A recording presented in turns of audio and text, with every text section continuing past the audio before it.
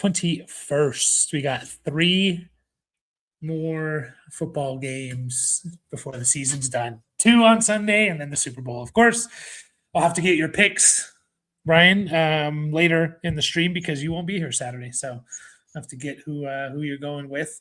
And we're getting coaching news. We're getting, we're going to start getting more prospect news and stuff like that. So I think the deadline is passed for everyone that wasn't in the college football playoffs to declare or not. So, we should be getting a few more there. And John's here. We're doing a team review as well for John Garlic Bread, one of our loyal listeners. He's in one of our listener leagues, and we are going to review one of his other leagues, non-listener leagues here. So, how was the weekend of games? Did you enjoy it? Go as expected, or I think you picked most of them correctly, yeah? I don't remember if I did. I know we were both on the Seahawks. I think you were on the Rams as well with me. Yeah. You were on the Patriots. I went Texans, so I know you got that one. And then I think we were both on the Bills. I don't know where you were. I know I was on the Bills. I was on Bills. Okay. So 3 for 4. That's good. Way better than our touchdown picks. Yeah, no shit, right? 1 out of 8, I think we got. In fairness, 2 of them got voided due to injury. So it was 1 out of 6. Yeah. Still crazy. And we didn't go too crazy with them either. So, but yeah, coaching hires happening. We'll kind of run through these real quick before we get into the team review here. We have Kevin Stefanski going to the Atlanta Falcons. So obviously, head coach of the Browns over the last several years. I want to say since 2017, 18. He's been there a while. Obviously was let go, and he is now the head coach of your Atlanta Falcons. Atlanta Falcons. You're just a general. You're no one in particular. So I'm just changing our mobile stream to you have to be subscribed for 5 minutes. I just saw the number jump to 30 viewers. I was like, we're gonna get some crazy comments here coming. So I better change that. And Mike McDaniel, it's not official yet, but maybe the offensive coordinator for the Chargers, and I think that is awesome. Stock up on Chargers players because it was never an issue really. Mike McDaniel with one of the better quarterbacks in the NFL, that's going to be fun. They get some speed on that team because they don't really have a whole lot at the, in terms of speed. That's going to be a lot of fun. Not official yet. I think he's still kind of holding out hope for a head coaching job, but that's going to be interesting. Robert Saleh, who was the coach of the New York Jets there for a while, is the 49ers. And then went to the 49ers. He was 49ers defensive coordinator, New York Jets head coach, 49ers defensive coordinator, hired as the Titans head coach. So it doesn't move the needle too much for fantasy until we know what their offensive situation is going to be like. Yes, Dolphins did get Halfley here.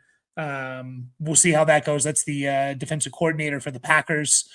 I know he's been kind of an up-and-comer name and stuff like that. So we'll see how that goes for the Dolphins. Lions hired Drew Petzing. He was the offensive coordinator for the Cardinals for the last 3 seasons. I think that one made people think, scratch their heads a little bit. Really? Is that who we want? I don't know if Dan Campbell was going to continue to call plays. But, I guess if you look at what Jacoby Brissett was doing there this year, Brissett's much close. Goff is much closer to Brissett than he is Kyler Murray in terms of the style of player. So we'll see how that goes. John Harbaugh is the Giants coach, so that should be fun. Petzing is garbage. Yeah, I know. I don't know. Maybe the argument was he was working with Kyler Murray, and Kyler Murray kind of brought him down. Who knows? It was definitely a head scratcher there. Poor Kyler. Yeah. Commanders got David Blau. I mean, I remember we were talking about David Blau like starting a game for the Lions like a few years ago. Now he's the offensive coordinator of your Washington Commanders as they let go of Cliff Kingsbury. So it'll be interesting to see. I'm really excited about the McDaniel to the Chargers if that goes through. So I'm hoping it does. Hoping it does. Oh, I just saw our viewer count jump by 10 because the cat jumped in the background. So it does work. It does work. Yeah. Any thoughts on those? Like, are you, the coaches? I mean, yeah, Stefanski to the Falcons, Harbaugh to the Giants, like should make them a better team for both those guys. So, anyone's you're particularly excited about? McDaniel to the Chargers, Saleh to the Titans. No, yeah, I think the Chargers hire, like you mentioned, is pretty interesting. And yeah, you would think Harbaugh to the Giants should be good for them in general. Yeah. Just like offensively, So I know a lot of people are pretty high on Giants players in general. Scatterboo Dart and Healthy Neighbors. So it'll be interesting to see if they can put it all together and just be better in general, I wonder what that means for the running backs outside of Scatterboo. Well, he said he's going to make it to training camp, huh? Or that's like I think so. That's what he's shooting for. So, yeah. Still got Tracy there. I don't know what Singletary's situation is. There's going to be a lot of changes there and stuff. Who's going to be the offensive coordinator? I don't know if that got announced yet and stuff. So, but yeah, they should be a better team, which theoretically should put them in position to score more points, right? So, yeah, I do think it's interesting that both Stefanski and Harbaugh didn't go to the they didn't choose the Titans. And maybe I'm reading, there's obviously more that goes into it, but like coaches are going to choose the team. They're going to heavily favor the team that has the best quarterback in their opinion. Yeah. And they chose, Harbaugh chose Jackson Dart. Stefanski chose Michael Penix. Maybe there was more to it, more money, or they like the organization or whatever, but I do think that's a little bit telling potentially on Cam Ward there. So, but I could be reading too far into it. Yes, Sharkbait, it is 20 for our team review, 30 for two of your teams to get reviewed. So understand that, not everyone's going to be able to pay for that, which is totally fine. But hopefully maybe if you listen today, you'll get a, change your mind or kind of like what we're doing here. So, it's just a way to support us as well. But again, the one thing we ask is for you to just be here with us and asking questions and liking the video. So that's the most you can do to help us for sure and support us, especially during the off season. So, but yeah, let's get right into it, guys. We're going to do a team review. We got Garlic Bread John here.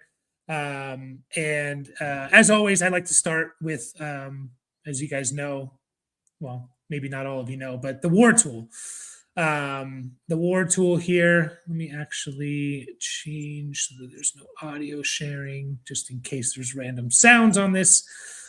Here, where can I move us? Let's go, not there, there. Okay.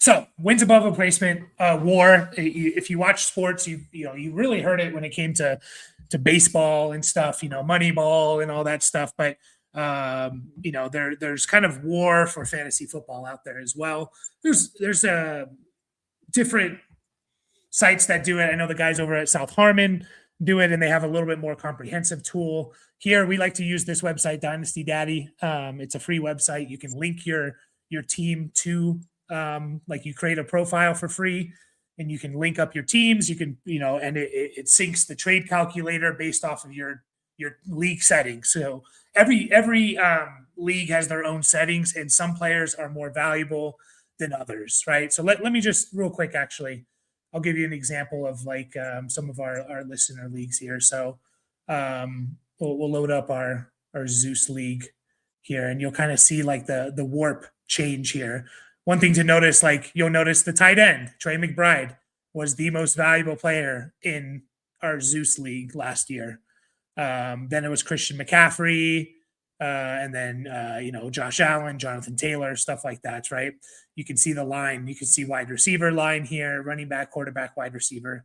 It changes depending on your settings. This league in particular is a half PPR, 0.1 per carry. So running backs are going to be a lot more valuable in this league versus wide receivers, and it played out that way. Our guy Rip Lips, he went heavy on war. He drafted a lot of running backs and a lot of tight ends, and he won the league. So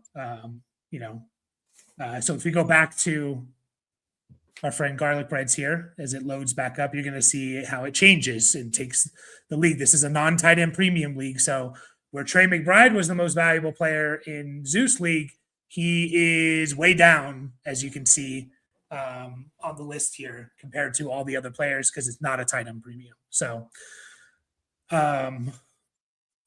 war, what is it good for? And yeah, it just shows you where, I think he was singing a song, right?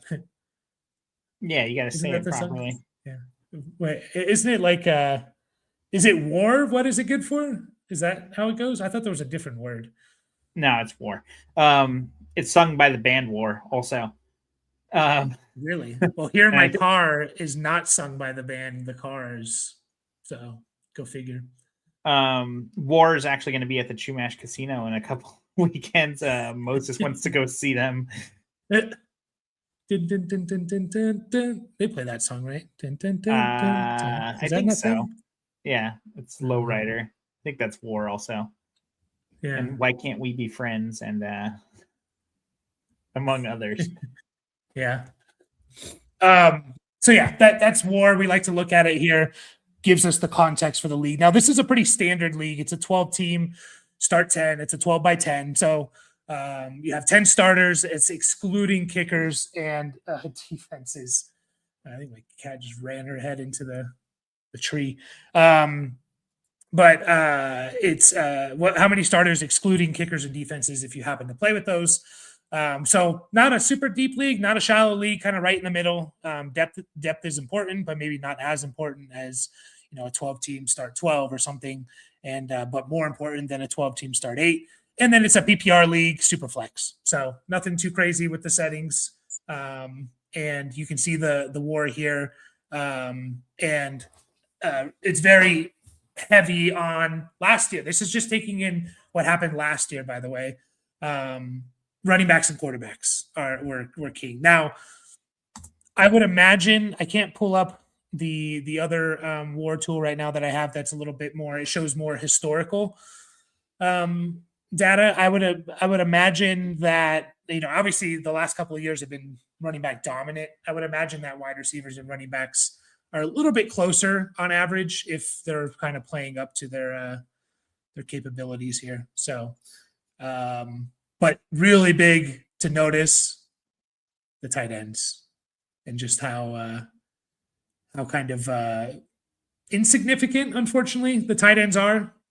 So we'll kind of keep that in mind here. But obviously, you want Trey McBride if you can get him. But like Trey McBride does not equal wide receiver 1. Does not equal tight end 1 does not equal wide receiver 1 here. It equals more wide receiver 3, running back 7, quarterback 12 or something. So overall thoughts on the war before we kind of move on? Pretty standard for you.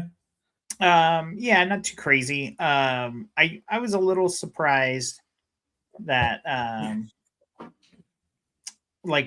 think what you said about the this takes into account this last year's, like running backs were generally better than receivers in like all around. This is a PPR league, right? It's like, and I wonder if what that looks like from a couple of years ago and further back, like if it actually I was just a little shocked, I guess. Not shocked, but like I was kind of surprised, I guess, in PPR that the running backs, like, they don't cross over that wide receiver line until basically 20. position rank 20. Yeah. Yeah. So that was a little surprising. And I think I'm pointing out the tight end thing is really important. So that was kind of like a good example of how to use the war tool in different leagues, where you saw McBride and like the difference he makes in those different leagues. So yeah, I think that sums it up pretty good. And I think that's a decent segue into Garlic Bread's team, because he's got a few tight ends. Well, I guess you probably want to ask like what my overall impression is of the team.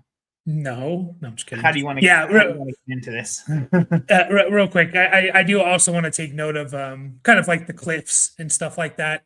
There's kind of a bit of a cliff after the top 6 quarterbacks, another cliff after QB 11, and then it's always good to look at that as well, because sometimes people are going to value whoever QB 12 is 10 times more than whoever QB 16 is. But what WAR is telling you is that there's not a whole lot of difference last year between like a Daniel Jones and Aaron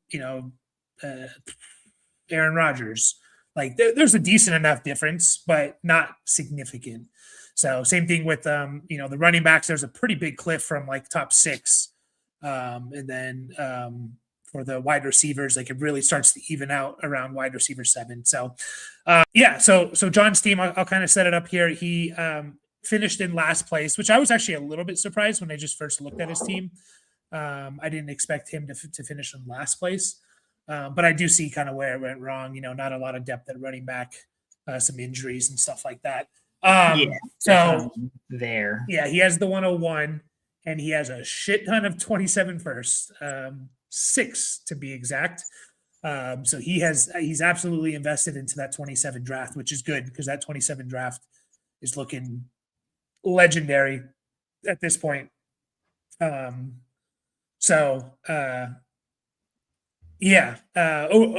thoughts on his team before we kind of get into specifics. Super solid quarterback depth, with Caleb, Dart, and Purdy, and he's even got Malik Willis sitting there like as a potential trade candidate if he does get signed somewhere, or given at least a 1-year prove it. I guess it's still signing. But running backs obviously are really rough, especially with the loss of Charbonnet now. Yeah.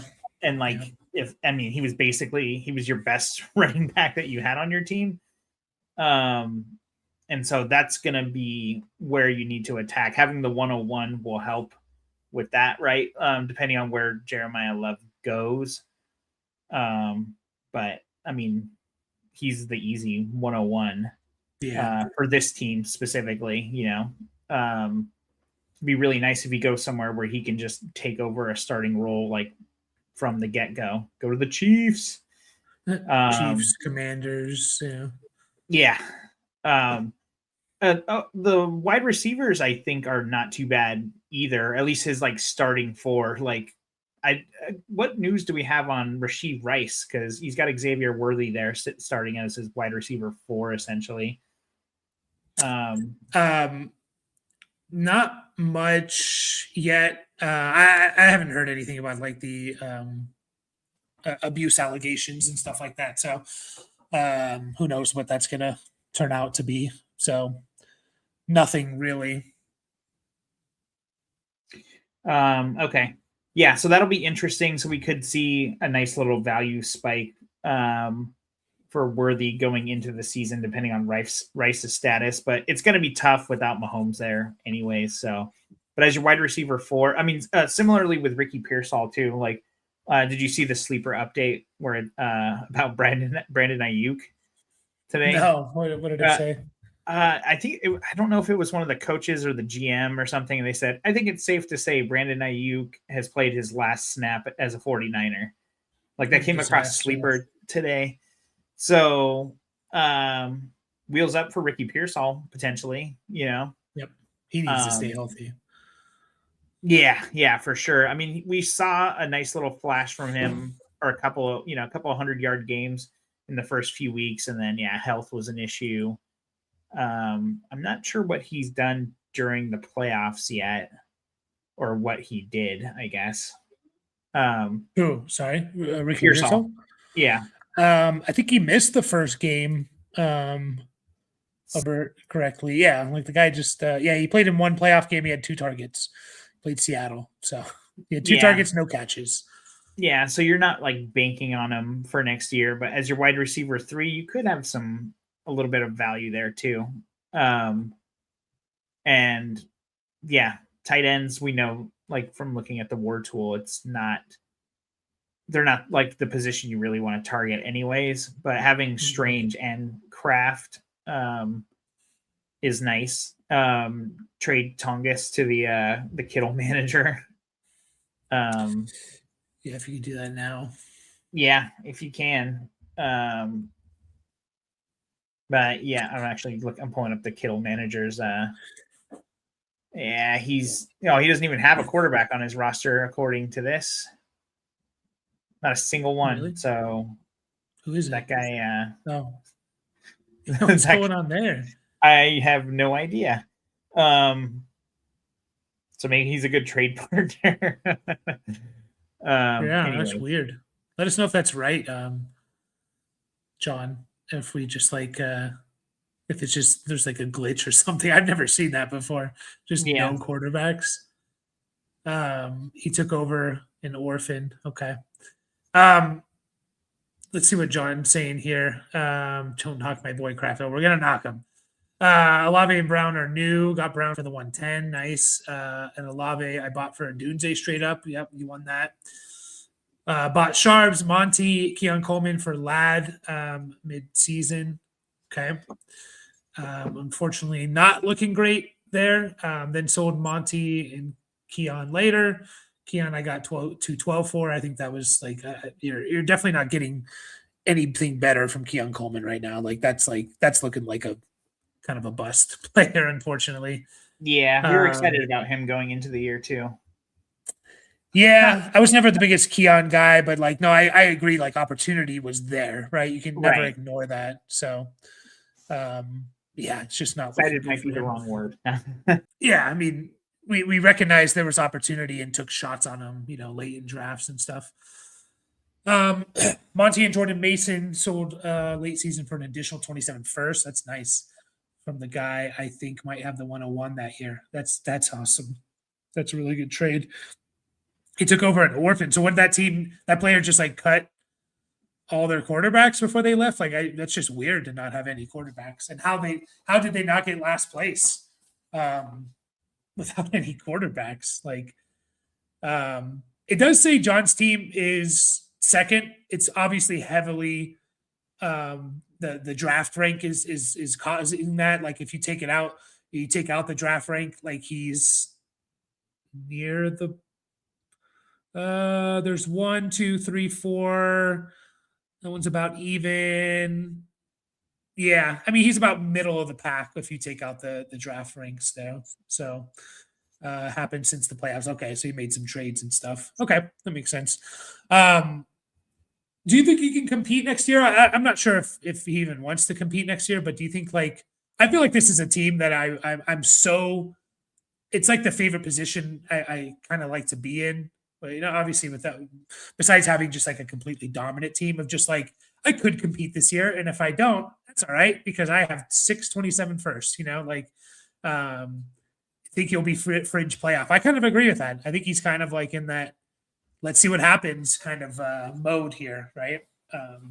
So open to making trades, selling good pieces, even that can help you next year, but also not desperate to sell them off.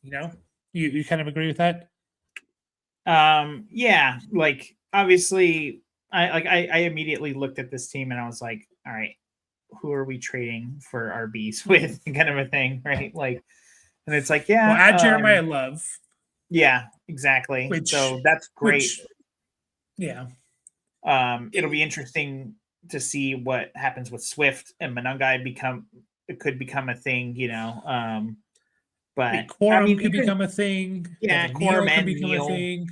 yeah, there's Maybe definitely like Caleb. some hope. But Mhm. I was kind of thinking, like, I always start looking at like the bottom teams according to running back rank, Mhm. and see if there's like, oh, do they have one guy or something like that? Like, I'm actually kind of surprised the team that's 10th. I guess it's like the age of these guys is like creeping in, but I mean, they got Saquon, Derrick Henry, and Javante. That's Jay Yeah. Morris, 12, 15. I mean, even 12th is like he has a better running back room than garlic bread, but it's just I think obviously like these guys down here are giving like you can accumulate a lot of points with just a bunch of like scrubs, like it doesn't Yeah, necessarily sure. mean too But yeah, much there. overall, like I think it's kind of good to like go into the season with an open mind for sure. Yeah, obviously got a lot of capital for next year. Now before we started, you mentioned this is what's the kind of league where you have to win twice? God, why am I Oh, the blanking on it? Empire. Yeah, so this is an Empire League, right? Mr. Garlic Yep. Bread. It sounds like House Targaryen. Yeah, he won.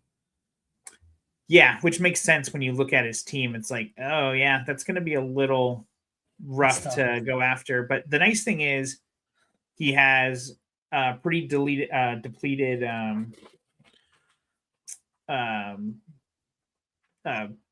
draft pick like ammunition. So he might not be able to really fix a whole lot. And like his running back depth it's all right. Like, I mean, it's obviously like good. Like with top heavy with Bijan and Hampton, and you got Judkins and Marks there too. But it might be a good idea to try and target some of those older guys so you can contend with this guy, because overall, like, you guys need to make sure this guy doesn't win again. So I was going to actually touch on that. So the Empire League, if House Targaryen wins again, all players get thrown back into the pool, and it's a full-on Dynasty startup draft. But you keep your picks, right? Because like I'm also like kind of half thinking like, would that be the worst thing for John? Like, I don't know if it would be the worst thing if House Targaryen wins. John's sitting there with 627 first, and he gets to do startup. Like, it might not be the worst thing. I'm not saying like let the guy win or anything, or try to win, but I don't think it'd be the worst thing. He said you don't keep your picks. Ooh, okay, that's so tough. So now it is the worst thing. Yes, that's tough, man. That is hard. Like that would, it just starts anew. So we are not wanting House Targaryen to win. So it definitely kind of devalues the picks a little bit. It does, too, because you don't even knowing that there's a super team. Yeah, like it almost seems like it's like ripe for collusion, right? Like, hey, trade me all these guys to help beat this other guy. But I don't know. It's in everyone's best interest. Well, maybe not everyone's. It's in a lot of the team's best interest to not let House Targaryen win again. Yeah, absolutely. Yeah.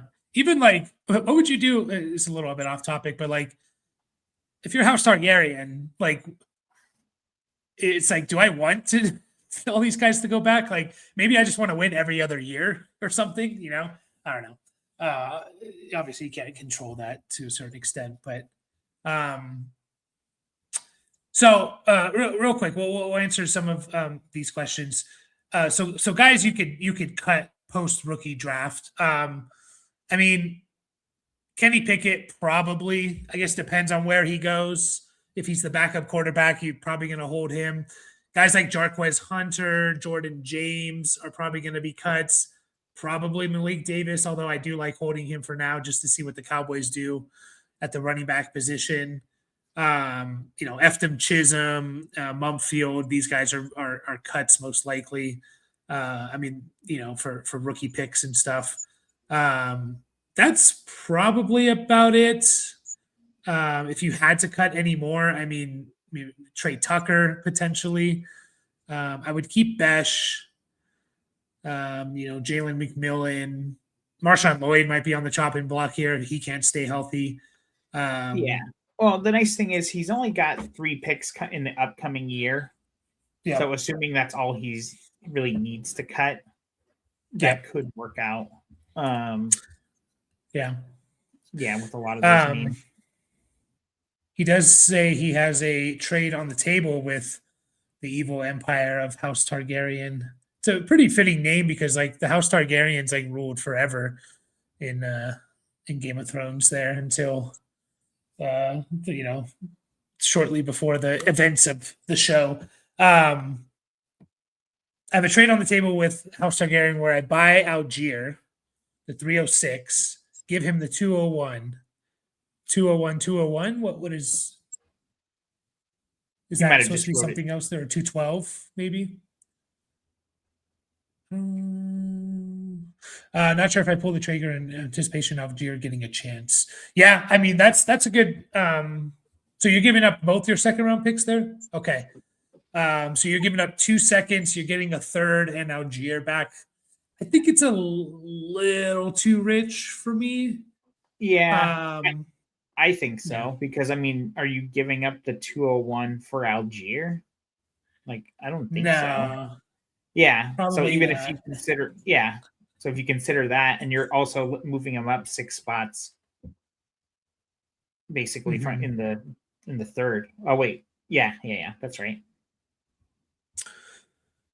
I wouldn't. I mean, I get like if you want Algier, that could be like a steal, right? Depending on where Algier goes. It could also just be like, oh yeah, Algier just goes on a team that we're not very excited about. So I think the 201 for Algier is a little bit. If you're talking, even just a couple picks later, 204 ish, I think I'd be okay with it. But yeah, I don't think I would do that there, John. Also, it's giving, the guy you don't want to trade with a potential like something there at the 201. So we don't really know what's going to be there at the end of, first round, beginning of the second round quite yet, but it is a weaker draft, but it also, there still could be something decent there. So, I mean, I would just be targeting a much better running back with the 201 and the 212. I don't know. I mean, yeah. I'm just thinking like I was saying, I was looking at some of these teams at the bottom that, I mean, like Jay Morris almost has no chance. Like he doesn't even have a starting quarterback next year, most likely. Like he still got Gino on his team, but is it going to be Mendoza right away? I don't know. And he's got Mahomes, probably. And Mahomes might not even be ready to play right away anyways. So I don't know. He might be a decent one to target to get some of those older running backs. What do you think the likelihood of Javonte sticking with the Cowboys or getting a starting role somewhere is? I don't know. Real quick, because he did say like what would be a better counter for Algier. Just looking at your team, like I don't think that just the 212 gets it done. I mean, can you do like? I mean, the 212 and like a 27 third, or something like that. Can you get that done? Because that 27 third might not even matter, right? If it all goes back into the the league starts anew. So see if you can do something like that, give him some draft capital. I don't know if he'd be willing to do that, but or we can look at different teams like Brian was getting into. He did say Jay Morris is largely inactive. Real quick, Marv, we'll get to your we didn't answer your trade yet. We'll get to it here after the team review. And Cruz, if you want to get a team review, join our Discord. There's a team review channel there, and you can just kind of type in there, and then I'll kind of private message you there and get you set up for that. So if you're interested in that. So yeah, I would probably I would be looking. I don't mind trying to buy low on Algier. I just don't want to spend anything higher than like a top 15 pick straight up for him. So it'd be like mid to late set price for Algier right now. Because again, this is also a league where it's a 12-team start 10. So like Algier was a starter for people this year, right? Like just what he was doing at times behind Bijan. There's a lot more value in a guy like Algier, knowing like at worst I still have like a starter in this league with the upside, whereas like it's not quite at that depth here. So yeah, who else can he go for with running backs here with those picks? Like so he did mention Jay Morris basically only sets his lineup. Sorry, you might have said that and I missed it.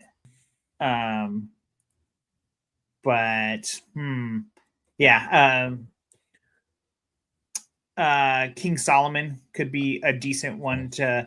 So what's gonna change a lot of how you might value your quarterback strength, is if Malik Willis is going to start somewhere, which would be great, right? Yeah.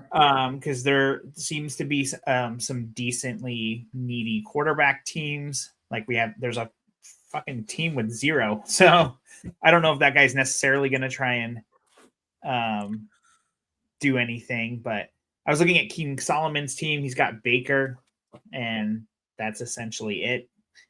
Mm-hmm. So, and he's got some running backs like that you might be able to get. Aging Christian McCaffrey, Travis Etienne. Maybe you can buy lowish or low kind of on him. Whether or not he stays with the Jags, I think he'll have a decent role somewhere. Yeah. So I think those are decent targets, but yeah, like as far back to the Algier thing, yeah, I totally agree with you. I think the 201 just by itself is too much, and he wants to move up 6 spots from the mid third to the end of the second.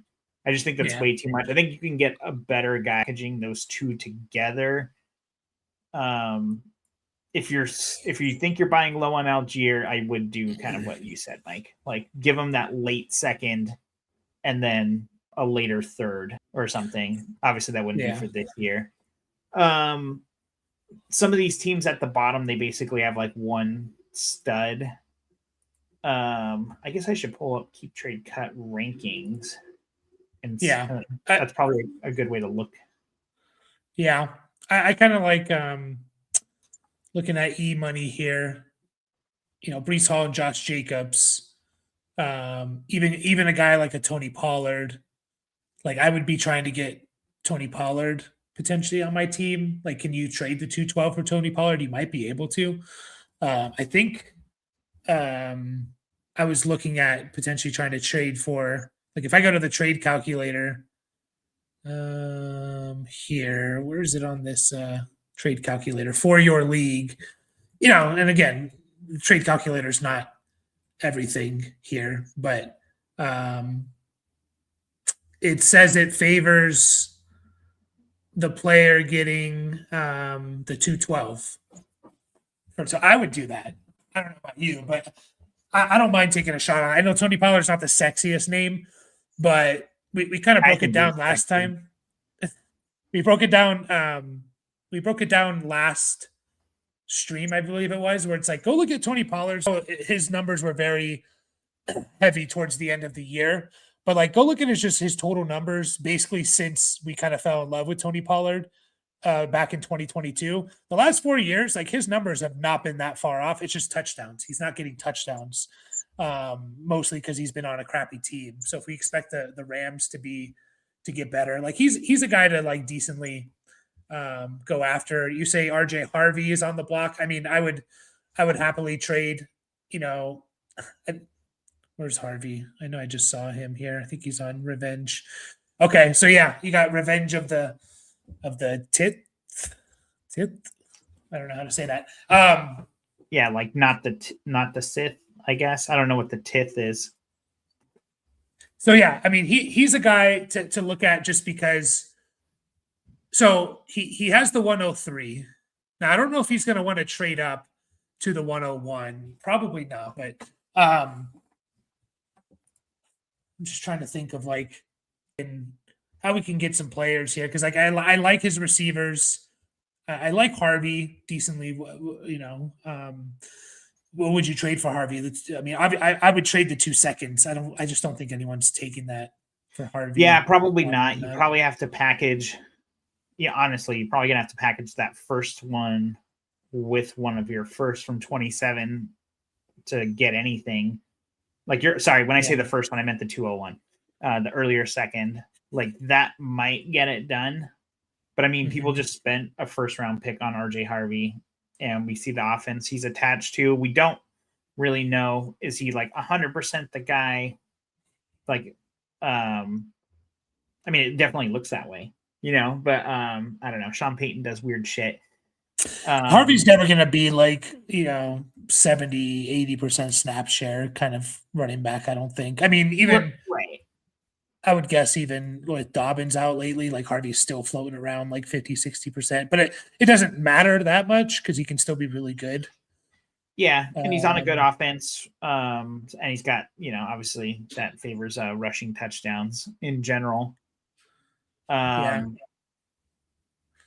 But yeah, I think it's going to take one of those 27 first and the 201 to get Harvey, and that might not even be enough for that person.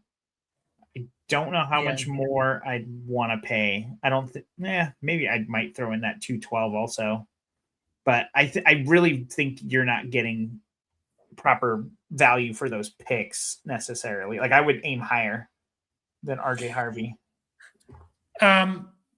Before we get into more like specific trades, one thing I do want to kind of go over is like tier down options. And I think you have 2 really intriguing tier down options from Caleb Williams and Jackson Dart.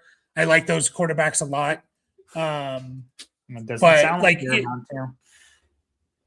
If you look at Caleb Williams' numbers, like I know he's young, he's kind of potentially the new face of the NFL, and he's a fun player to watch and stuff. But like, he wasn't anything crazy last year. He threw 27 touchdowns, under 4,000 yards, 7 interceptions. He's decent. He's a decent rusher. He'll probably give you right around 20. Maybe he'll have a season of like closer to 30 rushing yards per game. He's always going to be, he can always get you a touchdown on the ground, but it's probably going to happen once every 4 games or something like that. To me, he's a trade down. He's a tier down quarterback. Like, and again, I know they're never going to be. You have to take into account like how people view them dynasty value wise and stuff. But like, Dak Prescott over the next 2-3 seasons could be better than Caleb in fantasy. Jared Goff could be. Trevor Lawrence is a guy that I'm looking to tier down to potentially. Brock Purdy. These guys realistically could be better than Caleb. And I know there's an argument. I'm not saying Caleb can't be better than what he was last year, but it's the idea of like still getting someone who's not going to be, in our opinions, that far off from Caleb, but getting a lot of value and getting those extra pieces in return. So same thing with Jackson Dart. Jackson Dart runs more. He's not fun to watch. You're a Packers fan. Yeah, I get it. It's tough to the things he does, man. That throw he made in that 4th down, I was just like, I've never seen anything like that before. Just like backpedaling, like, oh, this game's over. He just finds Komet, floats it in the end zone. Both those guys, though, to me are like they're at the top of a tier again. Like Bo Nix is there. Jalen Hurts is lower than those guys. Trevor Lawrence, Brock Purdy, Dak Prescott, because of the age. But again, we're looking at 2, especially in an Empire League, we're looking even more 2 to 3 year windows, even more so than in a regular Dynasty League. So I would be exploring that a little bit. Like, can I trade one of those guys, get a starter in return? I don't really want, if I get picks, sure. But like, I want to try and help my team next year to try and stop this House Targaryen. So like I want like a quarterback in return with another starting piece. So CD Truth has Dak. Can we get something? Can we go from Caleb to Dak and get a starter? An Emeka Ibuka, a Travion. You're not going to get Lamb. McConkey, how are we feeling with McConkey? 12 teams start 10. He's starting, Yeah. PPR, especially like hopefully we can get a little bounce back if we can get the Chargers offensive line healthy and actually playing, Obviously Keenan Allen's not going to be there too. So I'm good with that. Like I'm kind of I like the idea of tiering down. You always want to trade from a position of strength. So I think the quarterbacks are kind of the obvious ones because you have 3 solid starters. And I mean, it's got to be Caleb that is the highest, right? I mean, yeah, he's QB5 right now. Oh shit, yeah, over Burrow and Herbert and Mahomes. Yeah. But Bo Nix here. What's that? I mean, the Taylor made. He has Bo Nix, Jonathan Taylor, Ashton Genty, Kyron Williams, Kenneth Walker. Like, can you get one of those players by tearing down Caleb to Bo Nix and getting one of those running backs, even if it's Kenneth Walker, who I'm still excited about. Can you get Garrett Wilson? I'd throw him in there too. Like, there's a lot of options there that player might be willing to do, maybe. And maybe you can.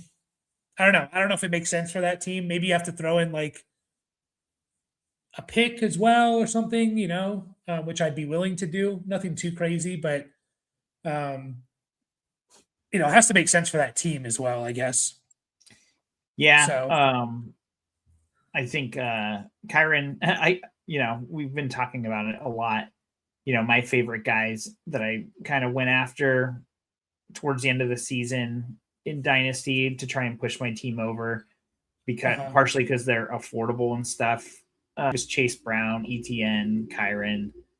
I think Kenneth Walker, now that the Charbonnet injury happened, that team's might be actually looking to sell because they're like, this might be the most he's worth again, because we don't even know if he's going to be on the Seahawks next year. So I like the idea of trying to target some of those guys. Honestly, even like I think buying on the uncertainty of Javonte right now could pay off pretty well. I don't mind that either. I'm looking at the team also has Lamar, Trevor Lawrence. Stroud would have been in that category, man, but now it's just like, what is CJ Stroud?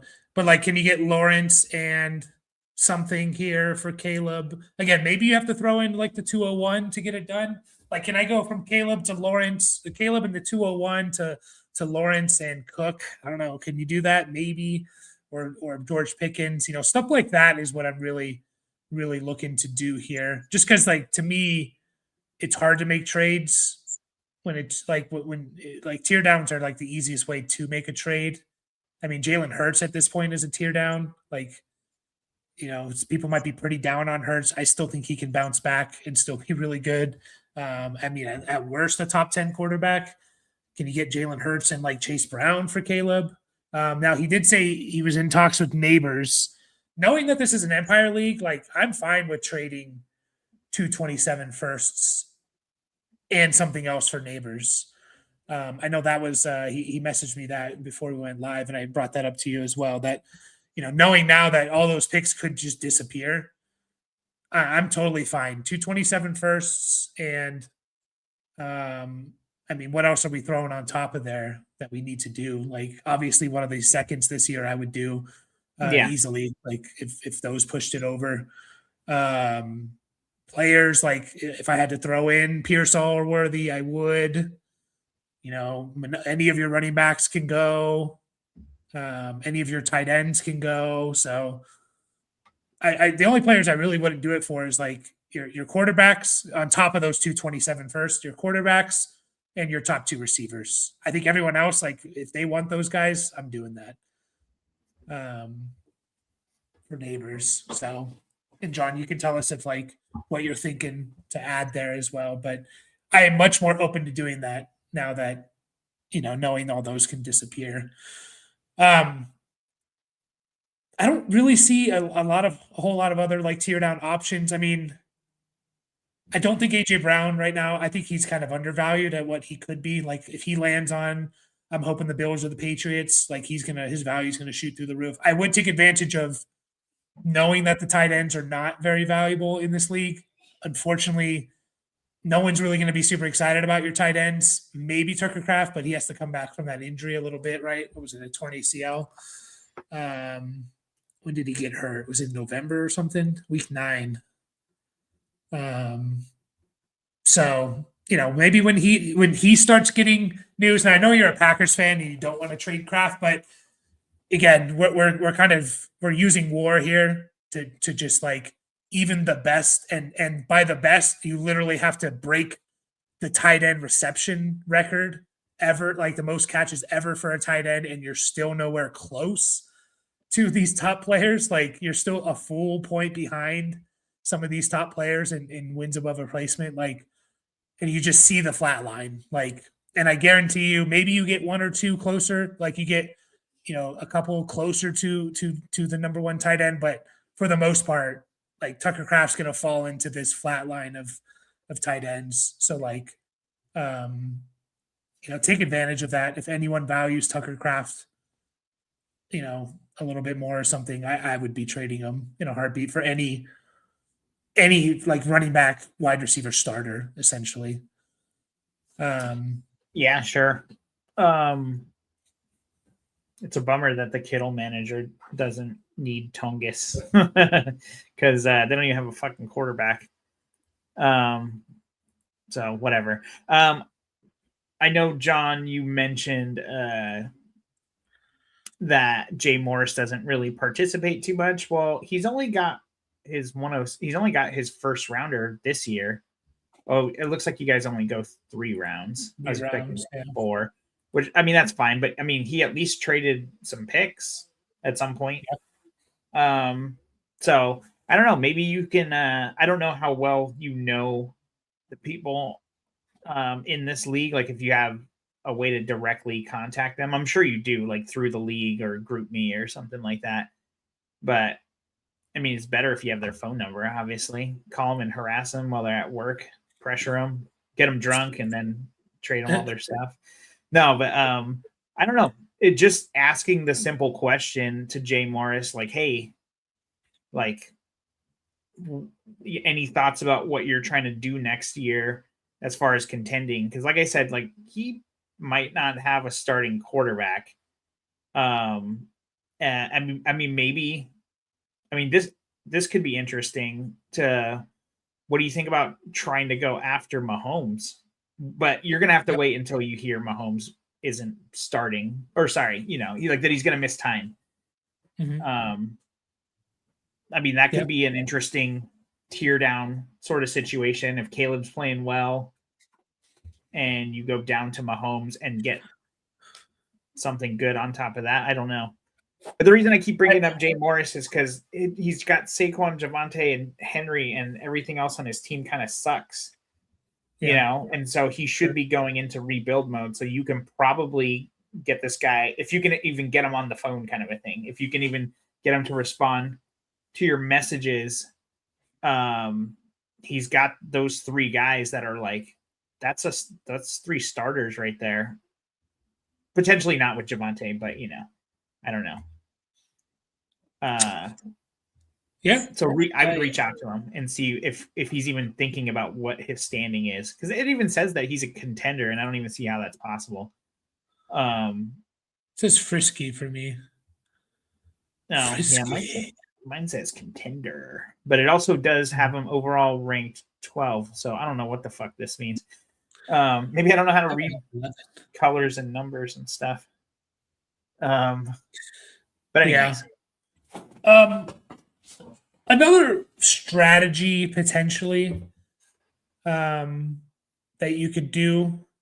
I know we're so set on like adding Jeremiah Love to this team, But I'm also thinking because you got like just kind of looking through all these teams here, starting from the top. I mean, even House Targaryen set at quarterback, right? CD Truth, he has, McCarthy and Shuck. So probably has three guys, but it's a question. You can still question it. Streamer Teamer, if Stafford comes back, he's solid. Bryce Young is his QB2 or Stafford, but Stafford could also retire. You're in a position where like you have three guys that you're very confident in are starting next year and going to be at worst, unless something terrible happens, like top 15 guys, right? And there's not many people that have that. And I can already tell just like after, these bottom teams are not going to be there. Maybe House Zuski with Lamar, Lawrence, and Stroud. But is there a thing that you can do to where you trade if someone in the top three, the 102 or the 103, wants to trade up to get Jeremiah Love, they overpay for that. You trade back, let's just say to the 103, you draft Mendoza, and now you're sitting 4 quarterbacks deep, maybe 5 with Malik Willis. And that can give you flexibility to trade a player like Caleb Williams and just bring in a haul of like 2 to 3 starters or something. And now, instead of just having like Jeremiah Love plugged in, you have, Mendoza plus whatever you got on top of that, plus 2 to 3 starters from Caleb Williams. I don't know if people are going to make a trade like that, but that, adding to a position of strength is never a bad thing because it gives you a lot, especially quarterback, because it just gives you a lot of flexibility to trade away one of those top guys for 2 or 3 starters, So something to think about there. 103 is the guy with no quarterbacks. And House Zuski, the guy that has 3 quarterbacks, is the 102. The guy that has Lamar, Trevor, and Stroud is the 102. And Zuski was the runner-up this year. Okay. Yeah, he actually has Spencer's pick, Spencer 33. Okay. So, I mean, he might be willing to trade up. Like, can he give you, because I don't think Zuski's the right one to target. I mean, if he really wants to get Jeremiah Love, because just going back to that strategy of like getting Mendoza and just like giving yourself 4 deep at quarterback and then trading Dart or Williams to bring in like 2 or 3 starters. And so like even though you give up Jeremiah Love, you're bringing in, let's just say 3 or 4 starters potentially into your team and still having 3 quarterbacks as well. That's something I would, and so like if Zuski really wanted Love, would he be willing to part ways with? Yeah, I don't know if he just looking at like, I mean, if he really wanted to, maybe like Marvin Harrison or something, but I doubt it. But yeah, he does say Zuski recently made the trade for 102, so he traded up for a reason, which I'm kind of curious about. I wonder if he's like just to kind of get within striking distance of Jeremiah Love, because it doesn't seem like.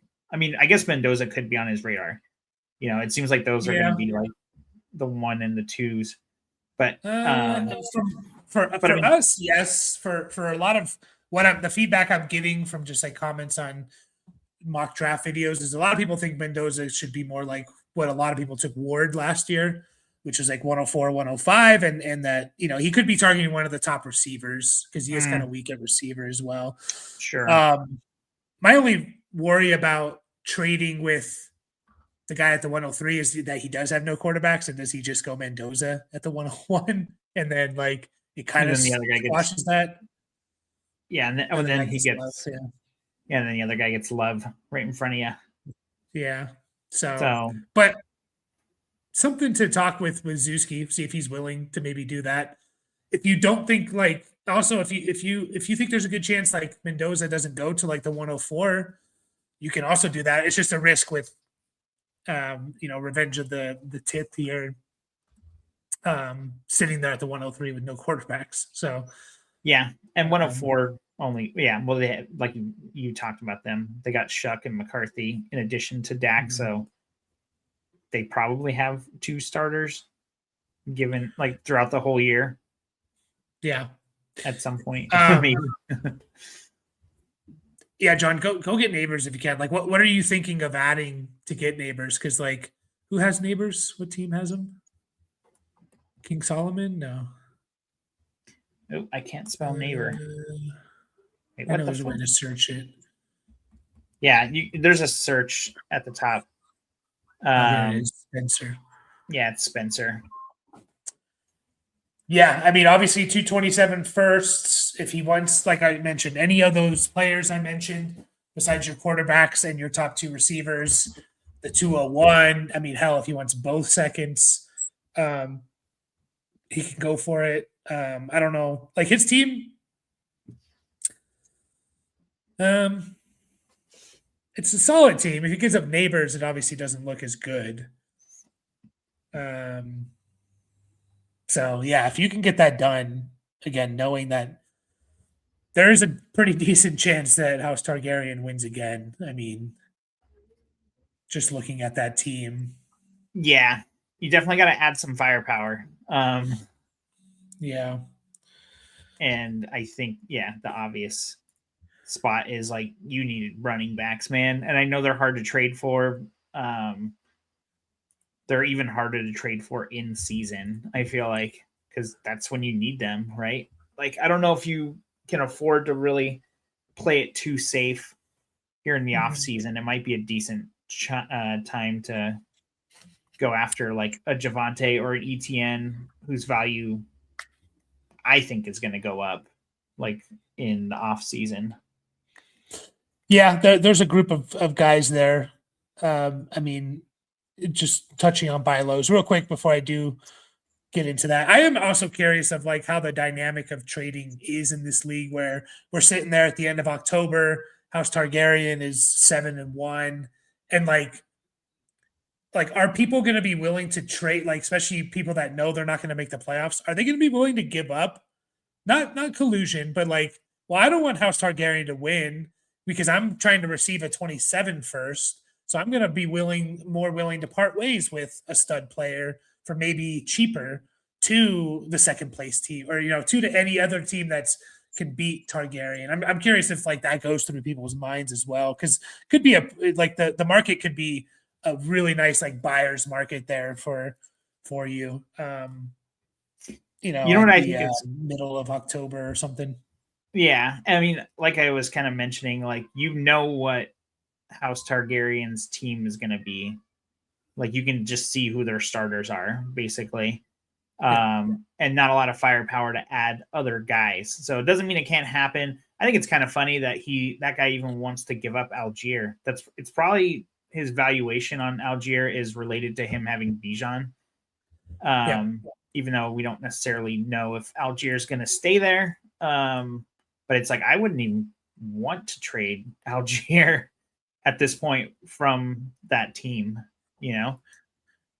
So probably, no, you're right. Yeah, no, especially knowing that a lot of people are not going to trade with you. Yeah, so I don't even know why he wants to trade him, but whatever.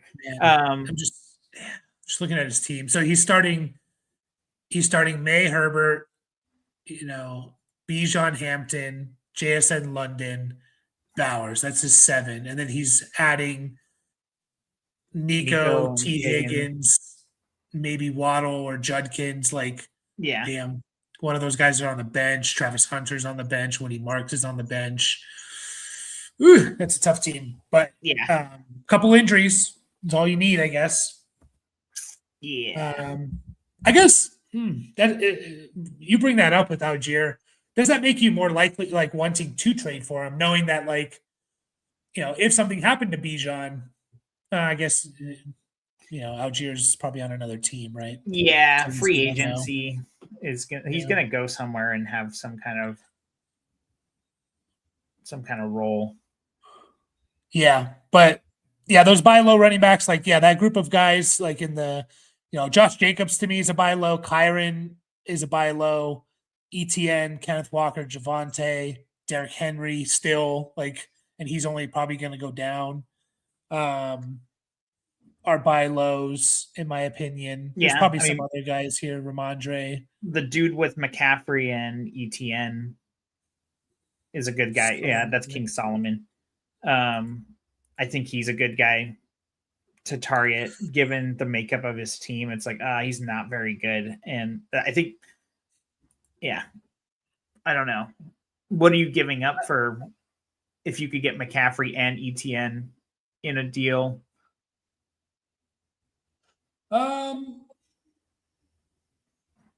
How many firsts are you giving up for those guys? I don't know. Again, the whole idea of like it can all just be reset is it changes it quite a Yeah. lot, quite more than I thought it would. The more we got into this, I don't know exactly for that. I am curious about the Baker. What's that? I said, get them. Yeah, I'm curious about like. I feel like Baker's kind of not undervalued, but like people are down on him. Like he's not a bad tier down option either. Like from like a Jackson Dart, for example. And can you pick up one of those running backs? I don't know if it makes a lot of sense for King Solomon to do that, but like he's not gonna compete this year unless he figures out like his quarterback situation a little bit. So like I don't know, maybe you can throw him like. Can you do like?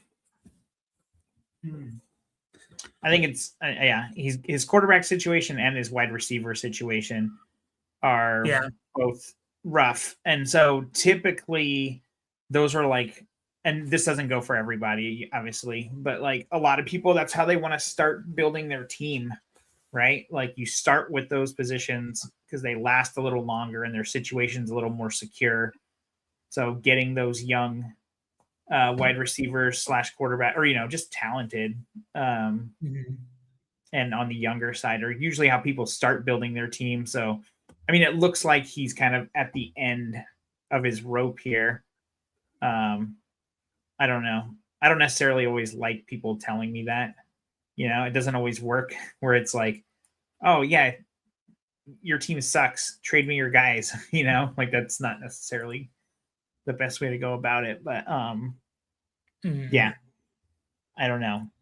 Yeah, I think the trading, like you kind of mentioned earlier, I guess I'd be a little curious to see how many trades are actually going down in this league, just to get a thermometer on it, or are you going to have to like massively overpay? But yeah.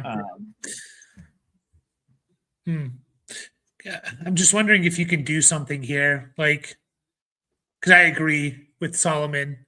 Like, I do want those two players. Can I do like a dart to Mayfield, somehow get McCaffrey and ETN, but like can I give up the 201 dart and maybe a 27 first? Let's just say 2027 mid first. So yeah, dart the 201, a mid first for like Baker, ETN, McCaffrey. Can I do that? I mean, the trade calculator says it's even, a fair trade. Again, nothing, you don't live and die by that, but it says it's even. And again, I keep saying it, but knowing those 27 picks can all disappear makes me more likely to trade them. Can you do that? Because like you're still 3 deep at quarterback. And then you're adding in McCaffrey and ETN. And now your team, goes from, so now you'd be starting like Caleb, Baker, Purdy, ETN, McCaffrey, Jeremiah Love, Chris Olave, AJ Brown, Tucker Kraft, and I think there's one more that needs to be thrown in there. But you're adding two starters in there, and 2 really good starters, in my opinion, in McCaffrey. There's always going to be the risk with injury and stuff, but you gotta take that risk. I don't mind doing something like that. What do you think of that? Like again, it's dart 201, one of his 27 firsts for Baker, ETN, and McCaffrey. Yeah, I think I would love that. I'd even throw in that 212 also, honestly. If you needed to, yeah, if you needed to. But yeah, I think that's a good way to try and utilize some of that firepower. I mean, obviously it all depends on King Solomon. Like I got ETN during the playoffs for a late first, a 26 first, Yeah. not everyone's gonna value him the same. Yeah, and McCaffrey, he's got to be worth a late first if you're going all in to try and like push you over the top. So yeah, I think you might be like overpaying a little, maybe not. I don't know. I mean, Jackson Dart to Baker Mayfield has got to be worth a first, and then you're throwing in the 27 first and the 201. So on like you said, the calculator says it's fine. Like I think it's probably Yeah. I would make it. Like I wouldn't like necessarily say like, oh, well, look how much you're actually paying, but I'm totally fine making that kind of deal. Yeah. Not much on the waiver wire. Just looking at the waiver wire there, so nothing there. I mean, of course, John, like you can always message us on, talk to us on live streams and keep us updated on specific trades and stuff like that are gonna, potentially go down, or ideas you're throwing around. You might have to get a little creative with it, but I do like, potentially targeting these teams. And again, like if I'm these teams that I'm not going to compete, you might as well. I don't know. Like, why do I want some of these players if it all could just go away? I don't know. I guess I would want to just try and get 27 first and hope, someone like Targaryen doesn't win. Like, try and it does lead to a little bit of collusion, right? Where it's like, let me try and help the second best team in this league a little bit, like, by giving them some of these players. So I don't know if you want to take that angle or not, but yeah. So again, I would really be looking to get creative with the tear down options of Caleb and Dart. You don't really have a whole lot of other options to do that in.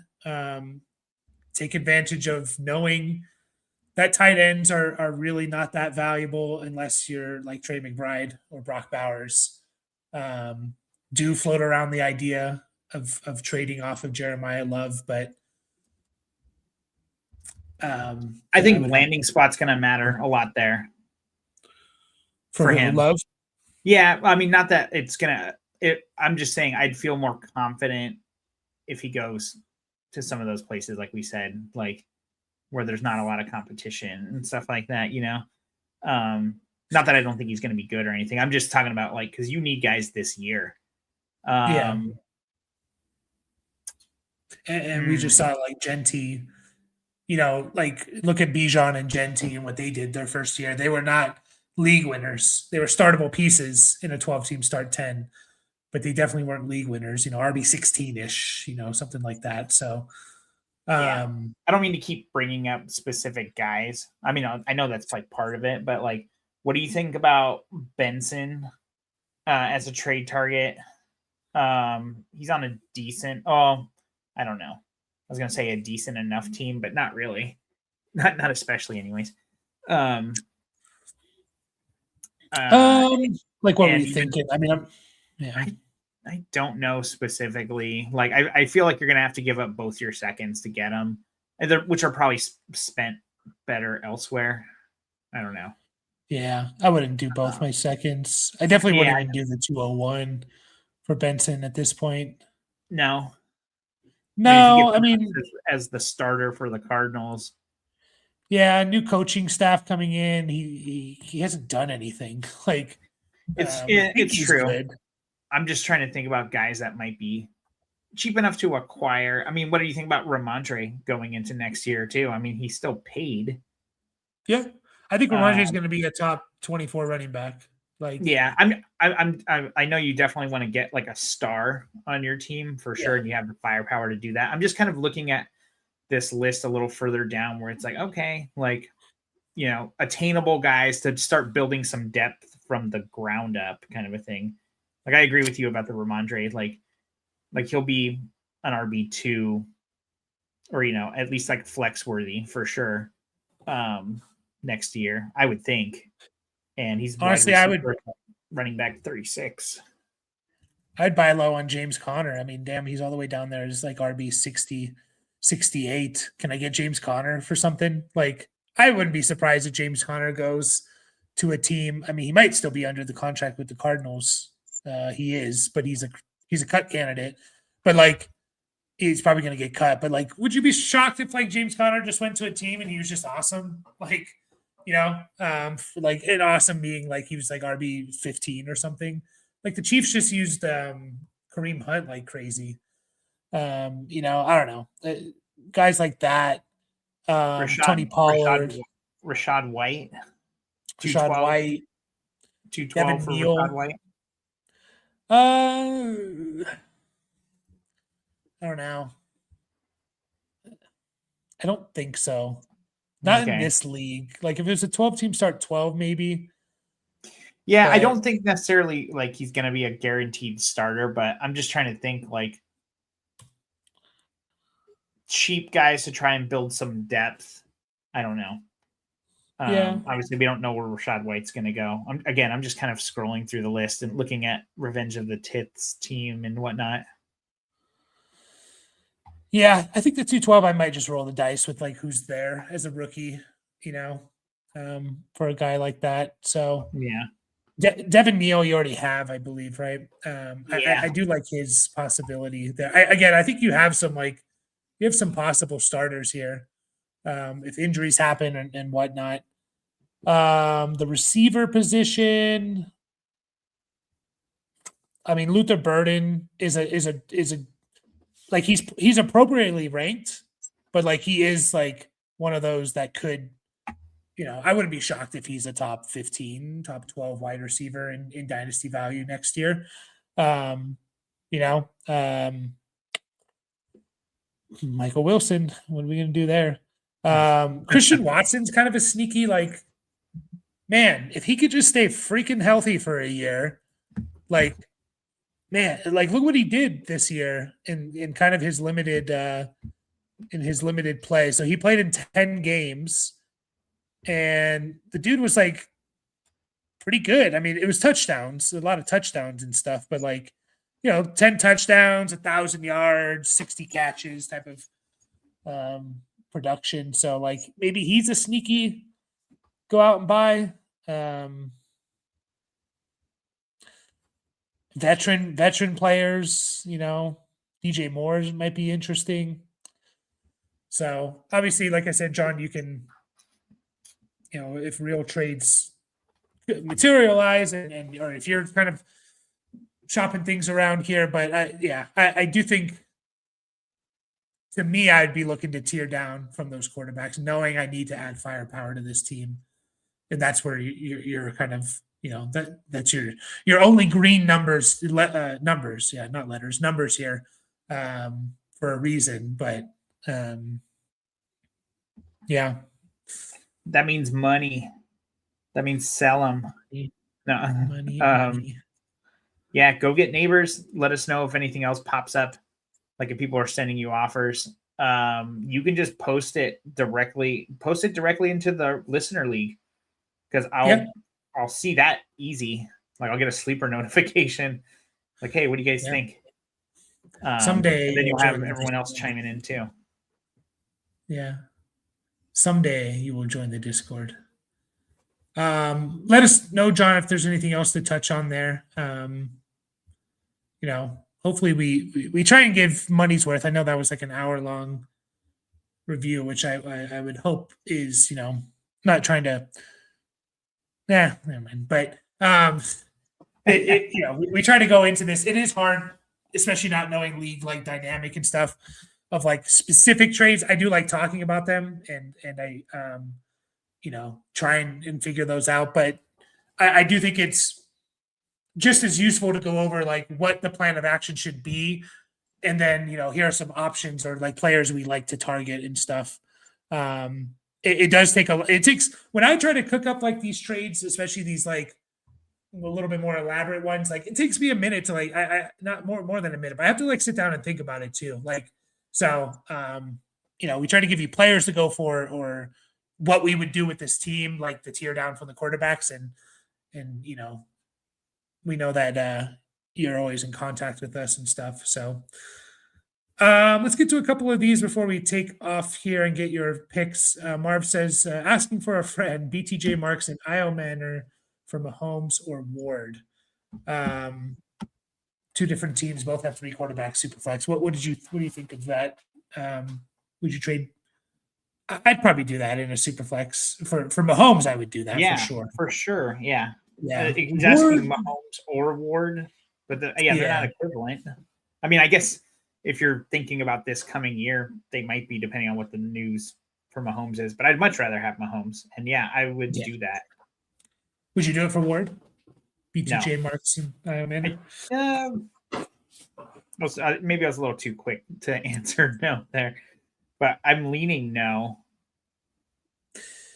Yeah, shallow leagues for sure. I would go for the, not for sure, but it makes it closer to go for Ward. I probably wouldn't either, though. I would grab Mahomes. Like if that is on the table right now, I would smash accept that one. Yeah. Cruz, we answered that for you. There was another one here. Captain Clutchpants is joining his first Dynasty League soon. It's a 12-man Superflex tight end premium PPR league. Any quick tips for the startup draft? If you could trade picks, how many starters? I kind of need to know, Captain. You asked that a while ago, so I'm not sure if you're still here. But if you are, how many starters is key here? Because if it's a shallow league, like a 12-team start 8, 9, I'm looking to get the studs. So I'm looking to get back into the first or second round to get multiple studs on my team and not caring too much about depth. And if it's a deeper league, I'm trying to do the opposite. But another good answer for that is join one of our Dynasty startups. So we just did one on Saturday, and there was only 8 of us, right? Total. Mm-hmm. There's more people watching, but I know people can get a little like, well, I just want to see. Background noise and shit. Yeah, we're not going to play these out or anything. So join one of those, and we'll talk a lot about, kind of like our thoughts. Like it's a little hard to do sometimes while you're drafting and trying to like talk. But if you call things out specifically, or you let us know, like, hey, I'm the guy from, that review video, like, and maybe we can kind of like talk about your team as you're drafting it and kind of like that, and just general strategy in general. And join our listener leagues. So we're trying to get a couple more started up here. So would you trade the 111 and Pacheco from a Nunn guy? I don't think I would, Jason. No. I mean, it's basically the 111 for Manon guy. Like, I can't imagine Pacheco really has any value right now. It's not a needle mover. Yeah, so I mean, no, you could. It wouldn't shock me if the Chiefs don't really add too much to the running back. I mean, it kind of would, I guess, because I do think they need a running game to help Mahomes. But he's a free agent. Damn, Pacheco's been in the league for 4 years already. Yep, this was his 4th year. Yeah, I think that's a bit of an over. I think it's interesting now. Like if I am a Nunn guy, I am selling him. I know the 111's not maybe looking great right now, but I do think it could still be pretty good. So I don't want to do that, Jason. All right, so you're not going to be here Saturday. So who you got going to the Super Bowl? Who do I have? I have Patriots, Broncos. Yeah, I definitely want the Patriots. Sorry, Broncos fans, got to pick against you again. But I mean, what's that? Bo Nix is out, unfortunately. Yeah, that's obviously like the big thing, right? So I think Patriots should be able to take it. But I mean, Drake May hasn't been infallible, No. throwing picks and taking sacks and stuff. Well, wait, was it sacks or fumbles? He had a lot of fumbles last week. He's let up a lot of turnovers in his first couple of games in the playoffs so far, and obviously the Broncos defense is mean. Are you picking Broncos as an upset, or are you going to make people wait? No, I'll say it now. I'm just gonna say this: like, it wouldn't shock me if the Broncos win. I know everyone's counting them out. Jarrett Stidham. I think Jarrett Stidham sneakily can play. I mean, Well, yeah, now, it is very sneaky because guy hasn't thrown Yeah. a fucking pass this year. no, he hasn't. But like, he came in for Derek Carr at the end of, and I know playing in a meaningless game in the regular season is nowhere near the AFC Championship game in terms of stakes, but like he can sling it is what I'll say. And I always say this about backup quarterbacks. Like, you can get away with backup quarter. Why they're so valuable is like, if your quarterback's going to miss a couple of games, you can get away with your backup quarterback before like teams really get an understanding of like film and how you're going to use them. You can sneak out a couple games and stuff like that. So I think Jarrett Stidham can sling it a bit. Their defense is. I just think this game is going to be very, very close. It's going to come down to the last play, and so I think everyone's counting out the Broncos and Stidham for obvious reasons. But like, it wouldn't shock me, man. Like, it would not shock me at all if the Broncos win. And then the other game, I'm going to go Seattle, but man. So if you were a betting man, would you take Broncos plus 5.5 then? Yep, I would. Because that is the current line. I would take it. And, I think that's a fair line. I think that's where it kind of should be. But, Broncos are at home. That defense is nasty. You mentioned it. Drake May has not played well, and he's played two really tough defenses. Like, he's kind of going through the gauntlet here of AFC defenses in the Chargers, Houston, and now Broncos. And he has not played well with those. So he had 4 fumbles. Fortunately, he only lost 2 of them. CJ Stroud threw 5 interceptions, and the Patriots only won by 12. Like, it wasn't like, they dominated. So I would take that plus 5.5. So it's actually 4.5. Sorry. I thought I saw 5.5, but then I clicked on that's on CBS via Sports Line. Yeah. I mean, I think it's a fair line, but I wouldn't be shocked if the Broncos won. So the other game, I know the Seahawks were praying for Chicago to win because I think Seahawks easily beat Chicago in the NFC Championship game. I think this game's going to be really close. Rams Seahawks. Like, I mean, look what it was, a month ago. It was and fucking then crazy. What's a month ago before that too, right? Like, both their games were kind of wild, if I remember. The other one not so high scoring.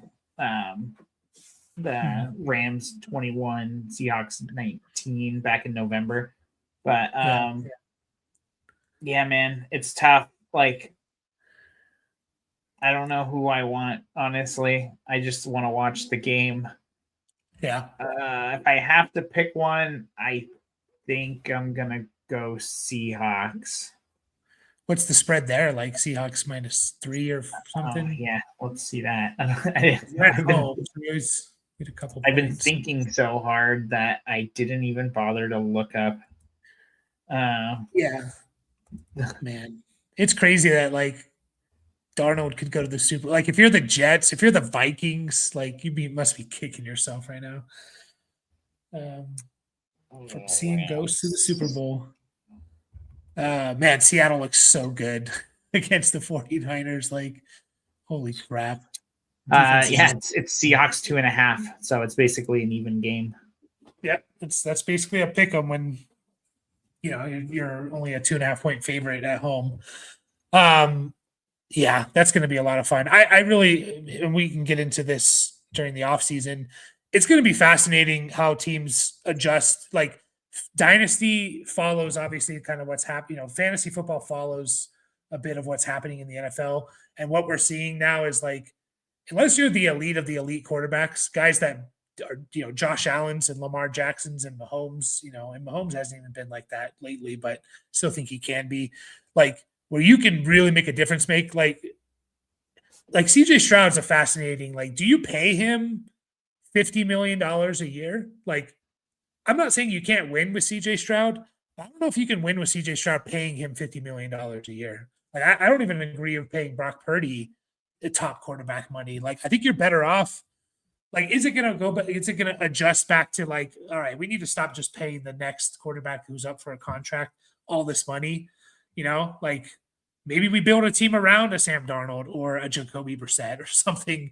And, Sam Darnold's one win away from the Super Bowl. So I don't know. It's going to be interesting to follow that, but we're going to take off. I'm going to be live again Saturday morning if you guys want to come chat. And next time we talk together, it will be we'll know the Super Bowl teams. So yeah. Any last words? Wait, did you say Seahawks or Rams? Yeah, I'm going to go Seahawks, but Okay. yeah, it is a toss up for me. Okay. No, it would have been All right. easy Seahawks over the Bears if Bears moved on. So Yeah. was it an interception or a catch? The Bills game. What do you think? Oh man. I think it's kind of tough because like I guess like they're basically saying like Cooks didn't have possession, right? Yeah. And the ball didn't hit the ground because it's rolling on top of him, obviously, or so. I don't know. I guess if you call it a catch, then he's down. So they're basically saying he didn't survive the ground. Like, yeah, I'd have to look at the video again. I saw it a million times, and I was kind of like, that seems like a catch to me, but I don't know. I don't know if I was looking at it closely enough to like really see the ball, like how much it was moving and stuff like that. yeah, I think someone, I don't know if it was one of the refs they have on the broadcast, and he basically said like if you take the defender out of the play, I think I heard this on like maybe it was the CBS guys, and they're like if you take the defender out of the play and like Hooks, yeah, and I think that was a good way to view that. Yeah, because I mean that's the fact of it. If it's an incomplete pass, then yeah, it's an interception. But if it's a catch, then obviously it's not, because Cooks is just down by contact. Tell us what you think. Yeah, but we're gonna take off, get late, so appreciate you, John, and hopefully we helped you a bit. And yeah, hit us up if you got some trades brewing, and anyone else interested in the team review, you know what to do. So see you guys Saturday.